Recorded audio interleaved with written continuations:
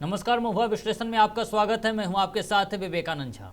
जो दुनिया के सबसे संवेदनशील समुद्री मार्ग हॉर्मुज स्ट्रेट से आज ऐसी खबर आई है जिसने भारत की चिंता बढ़ा दी है। 2 व्यापारिक जहाज़ों पर हुए हमले में एक भारतीय नाविक की मौत हो गई है, जबकि कई अन्य घायल बताए जा रहे हैं। इसके बाद भारत ने सख्त कूटनीतिक कदम उठाते हुए नई दिल्ली में ईरानी दूतावास के उप प्रमुख को तलब किया और अपना कड़ा विरोध दर्ज कराया। लेकिन सवाल एक हमले का नहीं है। सवाल यह है कि क्या पश्चिम एशिया का बढ़ता युद्ध अब भारत की समुद्री सुरक्षा और ऊर्जा आपूर्ति को भी अपनी चपेट में ले रहा है। जब फारस की खाड़ी में भारत से जुड़े 11 जहाज और 148 भारतीय नाविक फंसे हैं, तब सरकार के सामने सबसे बड़ी चुनौती उनकी सुरक्षित वापसी की है। उधर अमेरिका और ईरान के बीच बढ़ता सैन्य टकराव, हॉर्मुज से गुजरने वाले जहाज़ों पर शुल्क को लेकर नई बहस, रूस की बढ़ती सक्रियता और दुनिया भर की बढ़ती चिंताओं ने इस पूरे संकट को और गंभीर बना दिया। ऐसे में सवाल है कि क्या हॉर्मुज स्ट्रेट अब वैश्विक शक्ति का संघर्ष का जो एक नया रणक्षेत्र बन चुका है। साथ ही सवाल ये है कि भारत की अगली रणनीति क्या होगी और इस तनाव का असर आपकी जेब पर, तेल की कीमतों पर और देश की अर्थव्यवस्था पर कितना पड़ सकता है। हालांकि इन तमाम घटनाक्रम को लेकर जो हुआ है, जिसमें भारतीय जहाज पर हमला किया गया, जिसमें एक भारतीय की मौत भी हुई है, उसके बाद रणधीर जायसवाल जो कि प्रवक्ता है विदेश मंत्रालय के, उनका क्या कुछ कहना है, चलिए आपको सुनवाते हैं। पश्चिम एशिया में जो भी गतिविधियां चल रही हैं उस पर हम लगातार नज़र रखे हुए हैं। हमारा मानना है कि स्ट्रेट ऑफ हॉर्मुज के रास्ते सुरक्षित और आज़ाद नौ परिवहन और व्यापार के पक्ष, जिसका हम हमेशा से बात करते रहे हैं, उसको हम लोग अभी भी उसको जोर देते हैं, उस पर बल देते हैं। और ये ज़रूरी है क्योंकि इससे यह सुनिश्चित किया जा सकता है कि लोगों का आर्थिक सुरक्षा, उनके ऊर्जा का सुरक्षा पूरे दुनिया में, सिर्फ भारत में नहीं, पूरे दुनिया में उस पर आधारित है। और ये नौ परिवहन अगर आज़ाद तरीके से चलेगा तो उनकी आर्थिक और ऊर्जा सुरक्षा। तो कुल मिलाकर जिस तरीके से भारतीय जहाज पर हमला हुआ है, इसमें कई भारतीय घायल हुए हैं, जबकि एक की मौत भी हुई है। ऐसे में खबर से सवाल क्या कुछ निकलता है, चलिए आपको बताते हैं। अगर हम खबर से सवाल देखें तो सवाल ये उठता है कि क्या हॉर्मुज स्ट्रेट पर बढ़ता तनाव अब भारत की समुद्री सुरक्षा और व्यापार के लिए सबसे बड़ी चुनौती बन गया है, क्योंकि इस बार भारतीय की मौत हुई है, भारतीय नाविक पर हमला किया गया है। साथ ही खबर से सवाल ये भी कि 30 भारतीय नाविकों पर हुए हमले के बाद क्या भारत को अंतर्राष्ट्रीय स्तर पर और कड़ा कूटनीतिक रुख अपनाना चाहिए, क्योंकि इस बार भारतीय जहाज पर हमला किया गया है। साथ ही खबर से सवाल ये भी कि फारस की खाड़ी में फंसे 11 जहाज़ों और 148 भारतीय नाविकों की सुरक्षित वापसी के लिए भारत की अगली रणनीति क्या होगी और भारत अपना अगला कदम अब क्या उठाएगा।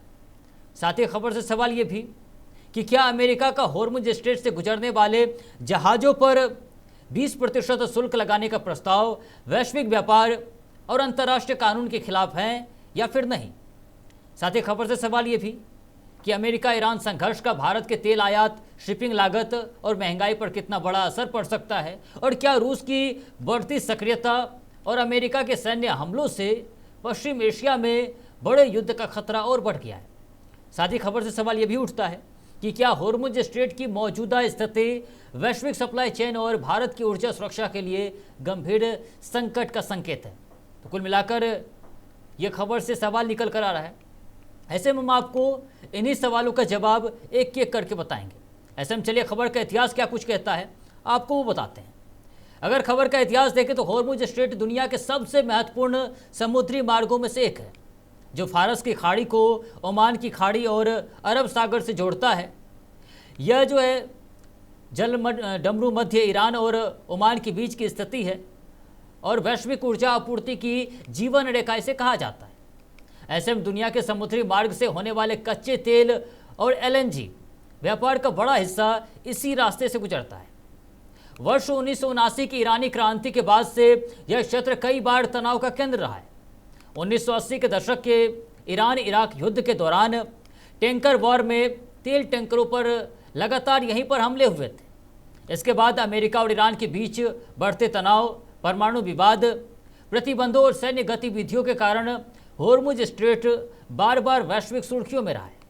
ऐसे में भारत के लिए ये मार्ग जो है वो महत्वपूर्ण हो जाता है। वो इसलिए भी अधिक है क्योंकि देश अपने कच्चे तेल और उर्वरकों का जो है बड़ा हिस्सा खाड़ी देशों से आयात करता है।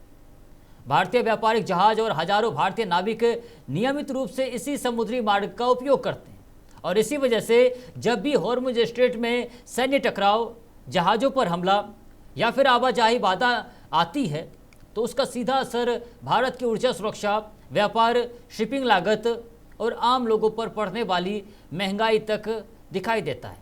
और यही इसका इतिहास है हॉर्मुज स्ट्रेट का, जो कि पूरे वैश्विक ऊर्जा को एक तरीके से नियंत्रित करता ही है। ऐसे में पर्दे के पीछे की क्या कुछ कहानी है, चलिए आपको बताते हैं। अगर पर्दे के पीछे की कहानी देखें तो हॉर्मुज स्ट्रेट में व्यापारिक जहाज़ों पर हमला केवल एक सुरक्षा घटना नहीं है, बल्कि पश्चिम एशिया की बदलती भू राजनीतिक और वैश्विक शक्ति संघर्ष का संकेत माना जा रहा है। इसी समुद्री मार्ग से दुनिया के ऊर्जा व्यापार का बड़ा हिस्सा गुजरता है, इसलिए यहाँ होने वाली हर घटना का असर सिर्फ क्षेत्रीय नहीं बल्कि वैश्विक अर्थव्यवस्था पर भी पड़ता है। अमेरिका और ईरान के बीच बढ़ता सैन्य तनाव, अमेरिकी हमले, ईरान की जवाबी रणनीति और समुद्री सुरक्षा को लेकर दोनों देशों के दावे इस संकट को और गंभीर बना रहे हैं। इसी बीच अमेरिका द्वारा हॉर्मुज से गुजरने वाले जहाज़ों पर शुल्क लगाने की बात और ईरान की प्रतिक्रिया ने समुद्री मार्ग को लेकर नई कूटनीतिक बहस छेड़ दी है। भारत के लिए चिंता इसलिए भी बढ़ गई है क्योंकि उसके कई जहाज और सैकड़ों नाविक इस क्षेत्र में जो है वो मौजूद है। भारत अपनी ऊर्जा का ज़रूरतों का जो है एक बड़ा हिस्सा खाड़ी देशों से पूरा करता है, इसलिए हॉर्मुज स्ट्रेट में अस्थिरता सीधे तेल आपूर्ति, शिपिंग लागत और घरेलू महंगाई को प्रभावित कर सकती है। यानी कि पर्दे के पीछे सिर्फ जहाज़ों पर हमले की कहानी नहीं है, बल्कि वैश्विक ताकतों की रणनीतिक प्रतिस्पर्धा, ऊर्जा सुरक्षा, समुद्री नियंत्रण और अंतर्राष्ट्रीय व्यापार पर बढ़ती अनिश्चितता की बड़ी तस्वीर इसमें छिपी हुई है। ऐसे में अब हम आपको खबर का पोस्टमार्टम करके रिपोर्ट बताते हैं कि आखिर खबर का पोस्टमार्टम करने के बाद रिपोर्ट क्या कुछ आता है।